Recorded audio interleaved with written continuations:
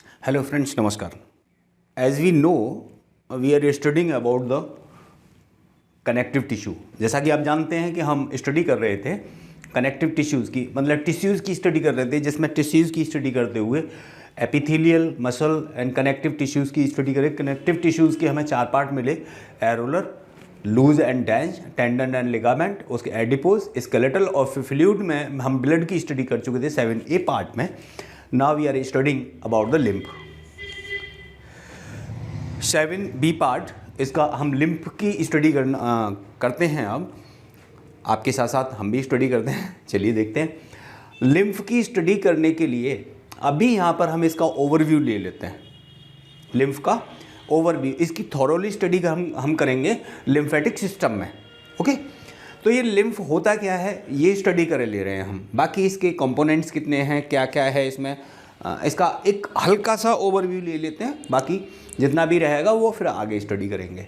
Okay friends, आइए तो चलते हैं, फिर टाइम ज़्यादा वेस्ट नहीं करते और चलते हैं कि लिम्फ होता क्या है। देखिए फ्रेंड्स, हमारी बॉडी में आर्टरीज होती हैं, धमनियाँ, जिनमें रेड कलर का रक्त बह रहा होता है। मतलब रेड मीन्स रिच ऑक्सीजन,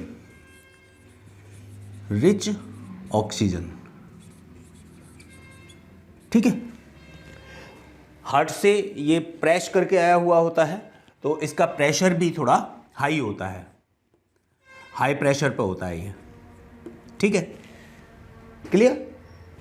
तो ये इसमें बहते हुए आ रहा है, तो आगे एंड पे जाकर के ये कैपिलरीज बन जाती हैं। यहाँ पे ये बन गई कैपिलरीज।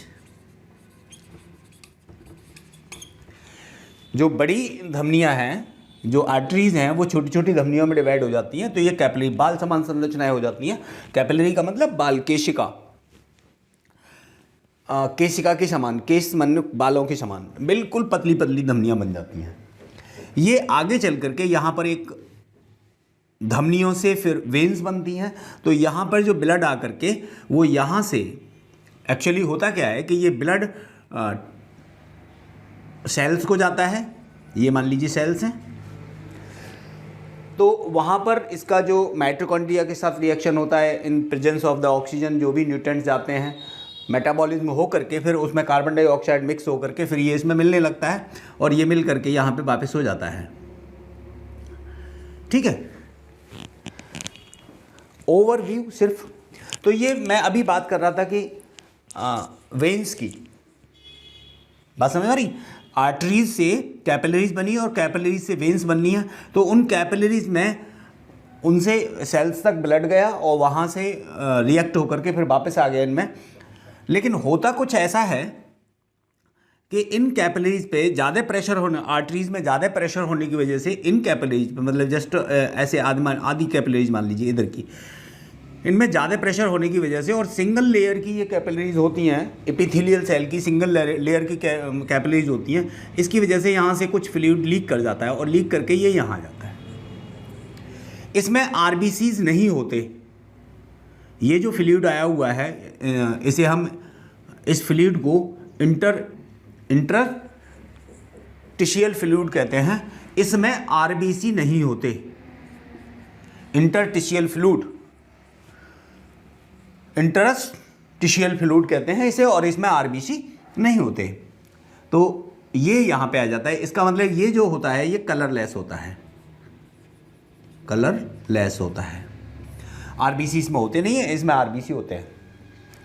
इसमें कुछ प्रोटीन्स होते हैं लेकिन बहुत कम मात्रा में। ये यहाँ से because of the high pressure ये लीक कर गया, या कैपिलरीज की वॉल्स सिंगल लेयर की बनी होती हैं इसलिए लीक कर गया। तो ये जो यहाँ पे फ्लूइड आ गया ये इंटरस्टिशियल फ्लूइड कहलाता है, और ये फिर सेल्स को जाता है। सेल से फिर वही रिएक्शन होनी है माइटोकॉन्ड्रिया के साथ में, मेटाबॉलिज्म होनी है, फिर ये वापस। अब इसके पास ऑक्सीजन भी होगी और कार्बन डाइऑक्साइड भी होगी, CO2 भी होगी। नेचुरली होता ये है कि ये मान के चलिए पूरे दिन में 20 लीटर ब्लड यहाँ से फ्लो किया, तो यहाँ जा कर के ये 70 लीटर के आसपास ब्लड रह जाता है वेन्स में वापस जो आता है। तो 3 लीटर के आसपास जो ये इंटरस्टिशियल फ्लूइड बचा, इसको वापस ब्लड में भेजने के लिए फिर हमें किसी न किसी तंत्र की ज़रूरत होती है, और वहाँ पर यहाँ पर ये जो वेन्स होती हैं इन्हें लिम्फेटिक वेजल, लिम्फ वेजल्स कहते हैं। तो ये लिम्फ वेजल यहाँ पे क्रिएट हो जाती हैं, लिम्फ वेजल्स क्रिएट हो जाती हैं और उनमें होकर के ये कैपिलरीज से फिर वेजल में चेंज हो जाता है और ये फ्लूइड उनके थ्रू वापस होकर के वेन्स में मिल जाता है। ठीक है, तो लिम्फ जो हुआ वो आपका वो फ्लूइड है जो कैपिलरीज से लीक होकर के, जिसमें आरबीसीज नहीं होते, प्लेटलेट भी होती हैं उसमें लेकिन कम मात्रा में, प्रोटीन भी होती हैं कम मात्रा में। हमारे जो ऑक्सीजन रिच वाले ब्लड में, आर्टरीज में जो ब्लड फ्लो हो रहा होता है, आर्टरीज से जो कैपिलरीज में ब्लड गया उसमें मैक्सिमम ऑक्सीजन होती है, बट इसमें ऑक्सीजन और कार्बन डाइऑक्साइड दोनों होती हैं।